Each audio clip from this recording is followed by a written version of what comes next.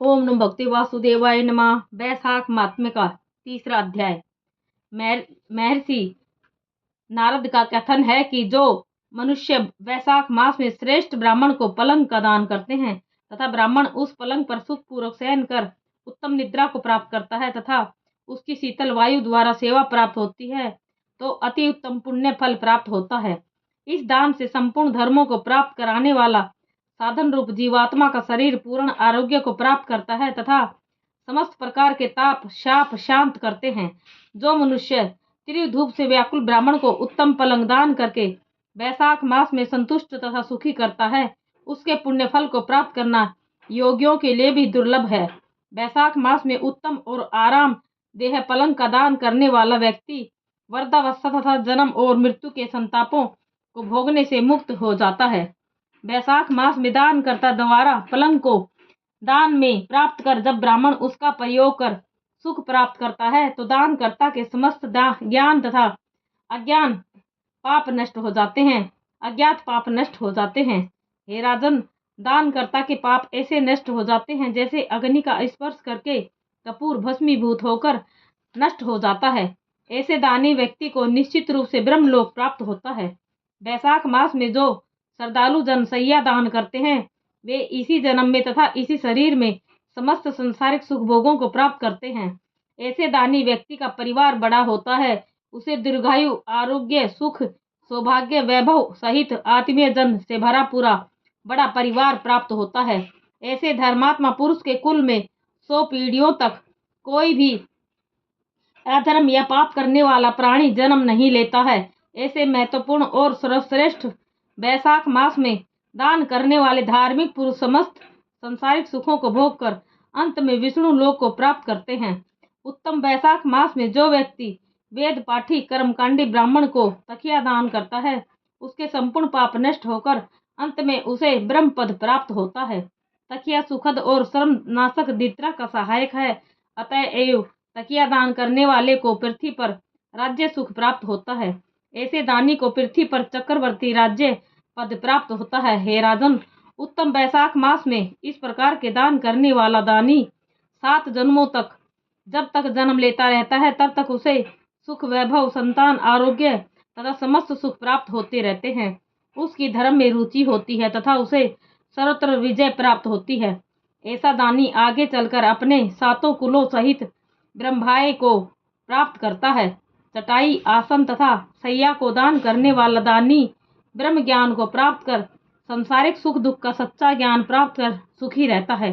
जिस प्रकार जल में रहकर ऊन नहीं भीगती है उसी प्रकार ऐसा धर्मात्मा व्यक्ति संसार के सुखों और दुखों के बीच रहकर भी इनके प्रभाव से मुक्त रहता है। दानी द्वारा दान की गई सैया और आसन पर स्वयं भगवान विष्णु विराजते हैं।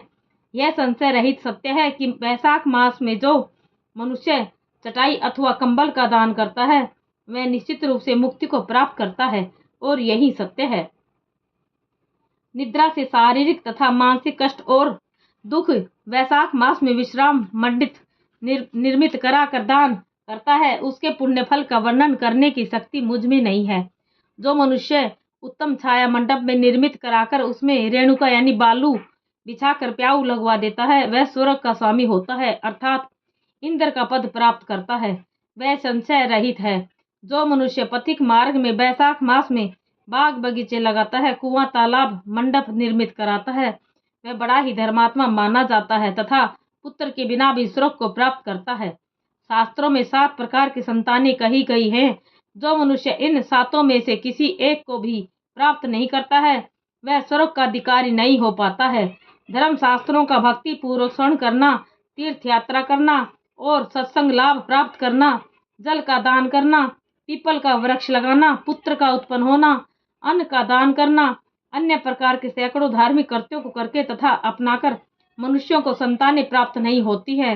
अतएव संतान की लालसा रखने वाले को इन 7 में से कम एक धर्म का तो अवश्य ही पालन करना चाहिए।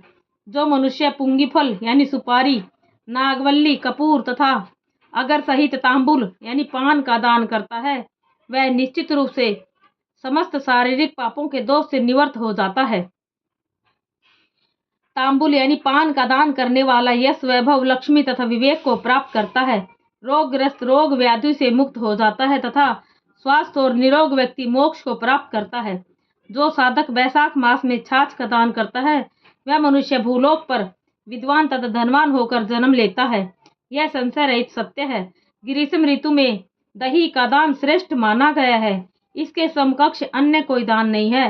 वैशाख मास में ग्रीष्म की दग्धता से पीड़ित तथा मारक श्रम में थके व्यक्ति को विशेष रूप से ब्राह्मण को छाछ का दान करना चाहिए। जो साधक जमेरी का रस तथा नमक डालकर क्षुधा, अरुचि तथा उष्मा नाशक तक्र यानी दही का दान करता है वह मोक्ष को प्राप्त करता है।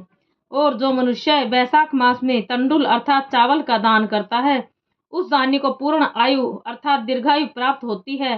वो साधक समस्त यज्ञों के फल को प्राप्त करता है।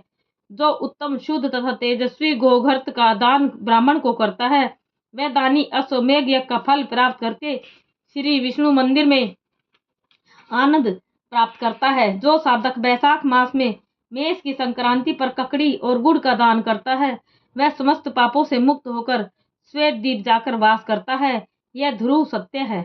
जो मनुष्य दिवस ताप को शमन करने के लिए ईख का दान करता है वह अनंत पुण्य फल का भागी होता है। जो साधक सायंकाल के समय में ब्राह्मण को पके फल तथा गन्ने का दान करता है तो उस दान से पितृगणों को सुधापान का सुख प्राप्त होता है। जिसने चैत्र मास की अमावस्या को पेय पदार्थों से पूर्ण घट का दान किया है उसे गया जी में किए गए 100 श्राद्धों का फल प्राप्त होता है। यही सत्य है। जो साधक चैत्र की अमावस्या पर कस्तूरी, कपूर, मल्लिका तथा खस इत्यादि द्रव्यों का पूर्ण जलकुंभ का दान करता है उस दानी को 96 श्राद्ध करने के समान पुण्य फल का प्राप्त होता है। जय माता दी।